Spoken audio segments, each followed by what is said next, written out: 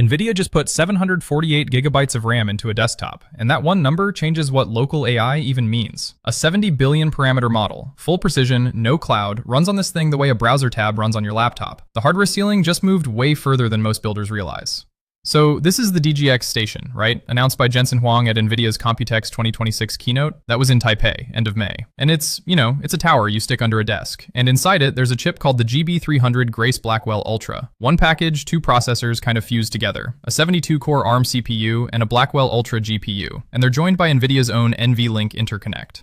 Okay, quick reality check on the headline though. You'll see 768 gigs floating around, and that's even on one of MSI's own listings. But the real spec is 748. NVIDIA's official number, every primary source, they all say 748. So that's the figure I'm going to use, and honestly, you should be a little suspicious of anyone quoting the round one. So here's the spec that actually matters, and I'll tell you why in a second. That 748 gigabytes, it's unified coherent memory, so roughly a quarter terabyte of fast GPU memory. The rest is high bandwidth system RAM, and the whole thing just sits in one pool. Either processor can read all of it, no copying back and forth. That's the part that does the work, and that's where I'm headed next.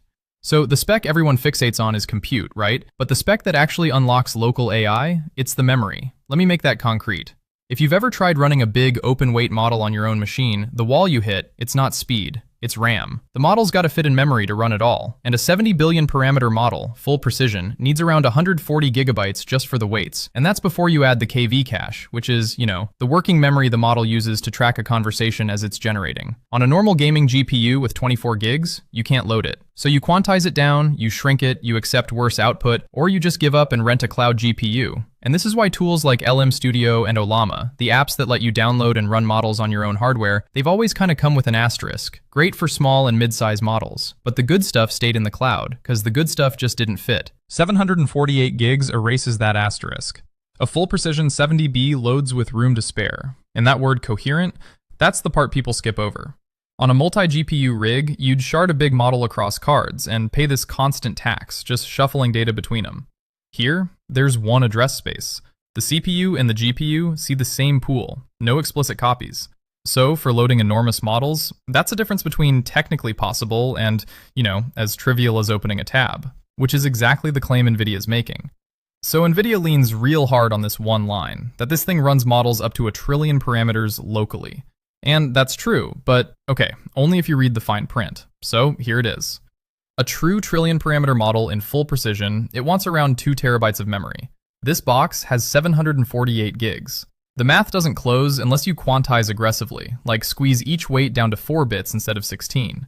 And that works. NVIDIA's compute is literally tuned for 4-bit math, but 4-bit inference is just not the same quality as full precision. So the honest version is this: 70B at full quality, comfortably. Up to 1 trillion parameters? Yeah, sure, with quantization that you'd actually feel in the output. So don't let that trillion parameter banner make you think you're getting frontier lab quality on your desk, untouched. You're getting a heavily compressed version of it.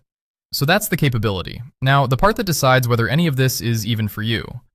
Okay, so the pitch floating around calls this approaching prosumer territory. It isn't. And I want to be straight with you about that. Call it 90 to 100 grand, depending on who builds it and where you are. Some European resellers are listing higher. And NVIDIA isn't selling its own version, by the way. It hands the fused motherboard off to OEMs, so Asus, Dell, HP, MSI, others, and just lets them set the price, which is part of why the numbers are all over the place. Dell wouldn't even quote one reviewer a figure. So a $100,000 machine, that's not a prosumer toy. The buyer's a small team, or an enterprise work group that wants a private AI box in the building. So if you're an individual builder and you hear local AI just changed and you're reaching for your wallet, this specific machine, it's not your move. Here's what is though. NVIDIA now sells this tiered lineup, and the right pick depends entirely on what you're loading. So bottom of the stack, that's DGX Spark. Same family idea, much smaller chip, 128 gigs of unified memory, around $4,000. Pick Spark if you're an individual or a tiny team, running models up to roughly the 30 to 70 billion range, doing agent prototyping, keeping data off the cloud. That's the genuine prosumer play. The Station gives you 6 times the memory and a big jump in compute, but it also costs more than 20 times as much. So pick the Station only if a 70B at full quality, or like several big models at once, is your daily job and the data legally can't leave your office.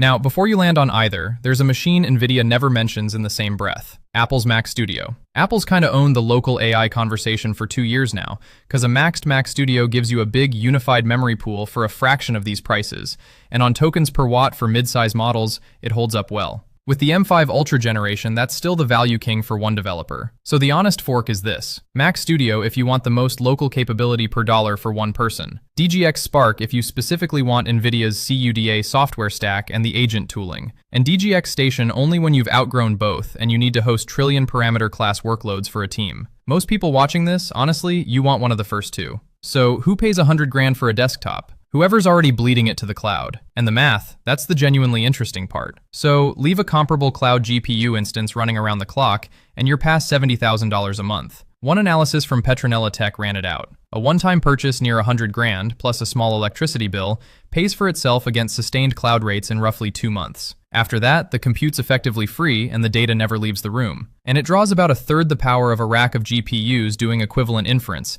in a tower you can liquid cool under a desk. So for a team running heavy workloads continuously, that case writes itself. For everyone else, it doesn't, and that's fine, you're just not the customer. One more caveat before you wire any money though. The version shipping right now, it runs Linux, and OEM partners started shipping it in June.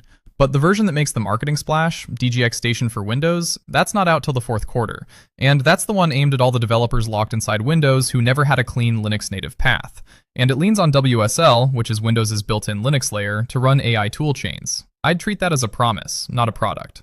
Storage Review just said flatly that they're skeptical Microsoft can deliver a good experience and actually exploit this hardware on a single Windows host. Nobody's seen it run. So if the Windows angle is the reason you care, just wait for real reviews. So the DGX Station, it wasn't a standalone reveal, and the surrounding announcements kind of tell you the real ambition, so stay with me for the last move here. At the same keynote, Jensen unveiled RTX Spark, which is a consumer AI PC chip built with MediaTek for laptops and desktops shipping this fall, sitting a tier below even DGX Spark. And then a 3-generation roadmap, so Blackwell now, then Rubin, then something called Rosa Feynman. He framed it as a permanent PC product family and claimed the entire PC industry is on board. And the thesis underneath all of it? Agentic AI, so software agents that run continuously and take actions on your behalf. Those will become the biggest consumers of compute, and Jensen wants that compute to be NVIDIA silicon, sitting on your desk instead of, rented from someone's cloud. So here's where I land. The DGX Station itself is a niche, 6-figure box for teams who need private trillion parameter class compute, and you should just ignore the prosumer framing. But the thing it proves is real, and it's bigger than this one product. The memory ceiling for local AI just jumped to 3/4 of a terabyte on a desktop, and NVIDIA is openly building a ladder down from it to chips that'll cost normal money. A full 70 billion running locally like a browser tab? That's not exotic anymore. It's the top rung of a product line that's going to get cheaper every single generation. So what to watch to know if this thesis actually holds? First, the Windows release in the 4th quarter, whether WSL actually delivers or it's just a checkbox. And second, RTX Spark's real-world prices this fall, because that's the rung most builders will actually stand on. If those land, then the future of local AI isn't a question of whether the model fits, it's just which box on your desk you bought to run it.